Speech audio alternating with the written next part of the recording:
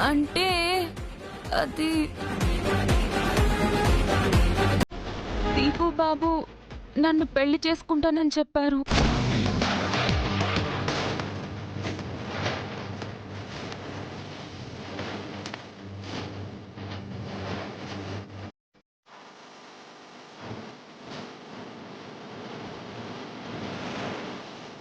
అదేంటి, నువ్వు వచ్చింది ఉద్యోగం గురించి కాదా, పెళ్లి గురించా?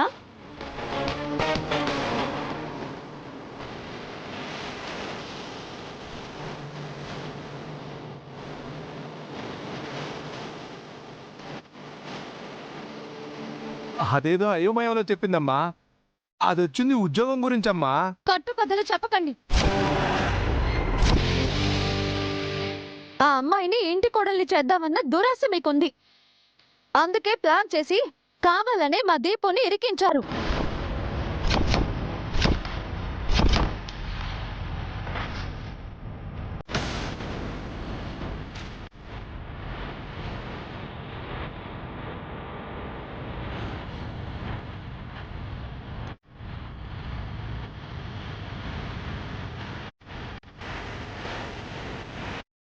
ఏంటి ఇలా ఇరికించాం? ఏదేదో వాగ్యం. ఇప్పుడు చూడు, మనం ఇరుక్కుపోయాం. హలో, ఏంటి మీ గుసగుసలు? మీ గుట్టు బయటపడిందనా? గుట్టేంటండి గుట్టు? అన్యాయంగా మా బిడ్డను పాడు చేసింది చాలక మమ్మల్ని అంటున్నారా? ఏదో కోర్టులో ప్రశ్నలు వేసినట్టు వేస్తున్నారు. మనకిక్కడ న్యాయం జరగదయ్యా. మనం పోలీస్ స్టేషన్కి వెళ్ళి తేల్చుకుందాం.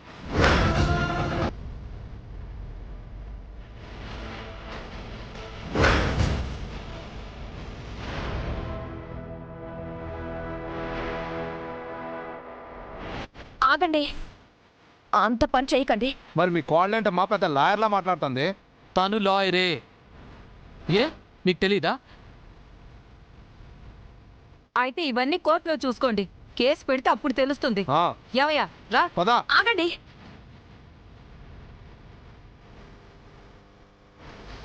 ప్రసాద్, మాట్లాడవేంటి? గురవయ్య, కాంతమ్మ, తొందరపడకండి. అసలు మీకు ఇప్పుడు ఏం కావాలి? మేము కేసు పెట్టకుండా ఉండాలంటే మేము అడిగినంత ఇవ్వాలి.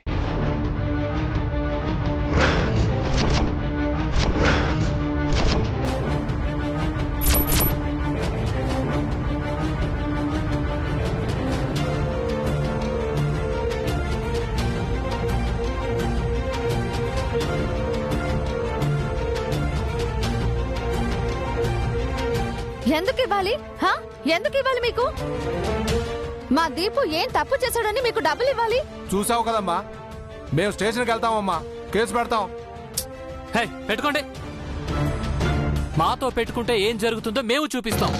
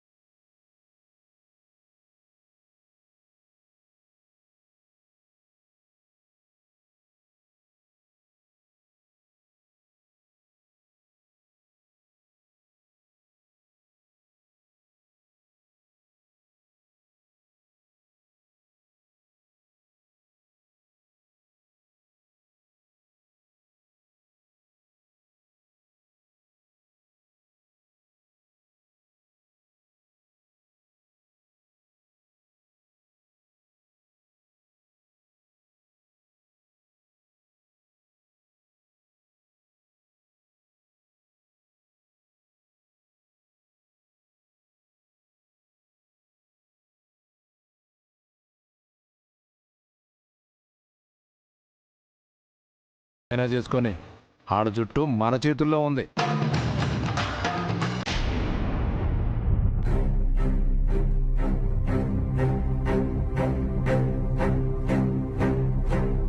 ఏంటమ్మాయి, అక్కడంత ఇష్యూ జరుగుతూ ఉంటే ఏదో మాట్లాడాలన్నా ఏం మాట్లాడాలి? ఏం చెప్పాలనుకున్నావో త్వరగా చెప్పమ్మా. ఆలస్యమైతే వాళ్ళు కేసు పెట్టేలా ఉన్నారు. దాని గురించే మాట్లాడడానికి పిలిచానత్తయ్య. దాని గురించి అయితే మాట్లాడేందుకు అమ్మాయి? ఎంతో కొంత వాళ్ళ మొహం మీద కొట్టేస్తే సరిపోతుంది కదా. ఫస్ట్ తను ఏం చెప్పాలనుకుంటోందో వినండి నాన్న. త్వరగా చెప్పు దివ్య. మన దీపు తప్పు చేశాడని వాళ్ళు అంటున్నారు. తను ఏ తప్పు చేయలేదని దీపు చెప్తున్నాడు. తప్పు జరిగిందో లేదో తెలియకుండా వాళ్ళతో బేరాలేంటి మావయ్య? మావాడు ఏ తప్పు చేయకపోయినా చేశాడు అని ఆడది చెప్తే ఈ లోకం నమ్ముతుందమ్మా. కోర్టులో ఆడదాని మాటే చెల్లుబాటవుతుంది.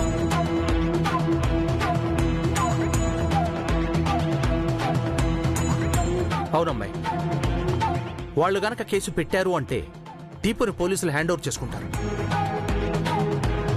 కేసు తేలేంత వరకు రిమాండ్కైనా పంపించవచ్చు, లేదా ఇంట్రాగేషన్ పేరుతో ప్రతిరోజు పోలీస్ స్టేషన్ కైనా పిలవచ్చు. ఏం జరిగినా మన పరువు పోతుంది.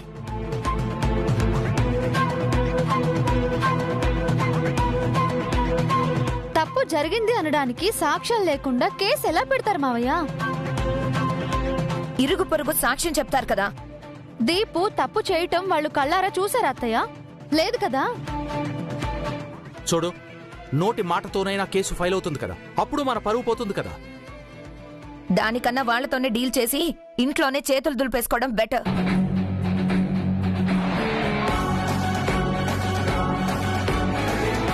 అవును, మహా అయితే వాళ్ళు 1,00,000-2 లక్షలు అడుగుతారు అని నువ్వనుకుంటున్నావు.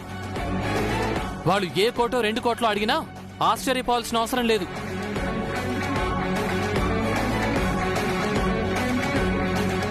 అవును మావయ్య, వాళ్ళలాంటి భారీ ప్లాన్తోనే ఉన్నారు. అందుకే కావాలని దీపుని ఇరికించారు. ఎంత అడిగినా పరువు కోసం మీరు ఇస్తారు అన్నది వాళ్ళ ధీమా. ఇప్పుడేంటి, వాళ్ళు అడిగినంత ఇవ్వము అని చెప్పాలా? ఇవ్వకపోతే కేసు పెడతారేమో మామ్. మీ అన్నయ్య వదినల వాలకం చూస్తుంటే నిన్నీ కేసులో ఇరికించి జైలు పాలు చేసి చిప్పు కూడా తినిపించాలనుకుంటున్నట్టుంది. అయ్యయ్యో, దివ్య అలా ఎందుకు చేస్తుంది బోనా? ఏదో తనకు తెలిసింది చెప్తుంది. నువ్వు ఆగు. నాకంటే ఎక్కువ కేసులు తెలుసా తనకి? ఎన్ని కేసులు వాదించాను ఇప్పటి వరకు నేను? అది కాదు మావయ్య. చూడమ్మాయి, నువ్వేం మాట్లాడకు. వాడు తప్పు చేశాడు అంటానికి వాళ్ళ దగ్గర ఎలాంటి సాక్ష్యాధారాలు లేవో, తప్పు చేయలేదు అంటానికి కూడా మన దగ్గర ఎలాంటి సాక్ష్యాధారాలు లేవు. వాడి నిర్దోషిత్వాన్ని మనం నిరూపించలేం. ఎలా చేసినా కూడా మన పరువు పోవటం తప్పదు. మీ పరువు పోతే మా పరువు పోయినట్టు కాదా మావయ్య? మరెందుకమ్మా మా పని మమ్మల్ని చేసుకొనివ్వకుండా అడ్డుపడుతున్నావు? వదిలేండి దివ్య గారు, మంచి చెబితే వీళ్ళు వినే రకం కాదు.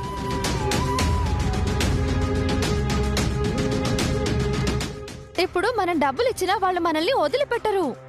ఇంకా ఇంకా లాగాలని చూస్తారు, లేదా కేసు పెట్టి పరువు తీస్తారు. ఇదే వాళ్ళ ప్లాన్. దాన్ని మనం తిప్పి కొట్టాలి మావయ్య. అది ఎలా చేయాలో అందరం కలిసి ఆలోచిద్దాం. అవునండి, ఊరికే డబ్బులు ఇవ్వడం ఎందుకు? నోర్మై, పరువు కంటే డబ్బే ముఖ్యం కాదు మనకి. వాళ్ళు అడిగినంత డబ్బు ఇచ్చినా కూడా ఎలాగైనా బ్లాక్మెయిల్ చేస్తే ఏం చేయాలని ఆలోచిద్దాం. పదండి. ఆగండి మావయ్య, నా మాట వినండి, తొందర పడకండి. ఇప్పటి వరకు విన్నది చాలు. నిజంగానే నా కొడుకుని జైలు పాలు చేయాలనుకుంటున్నారు. అయ్యో పదండి, పదరా. మావయ్య, నా మాట వినండి. సుదీప్, నా మాట విను సుదీప్. వదిలేండి, వాళ్ళ పాపన వాళ్ళే పోతారు.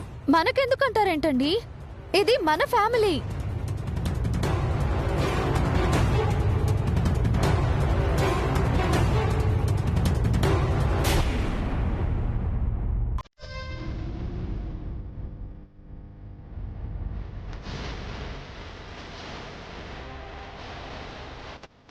బోనా, పిలివాడు.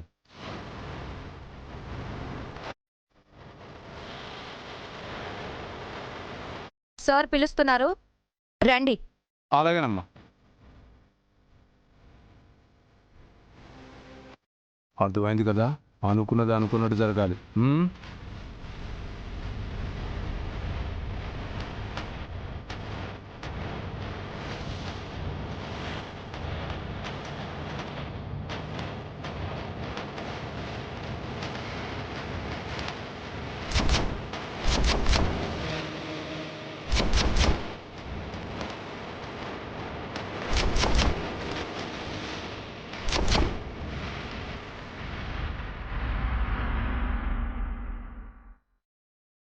గురవయ్య కూర్చో.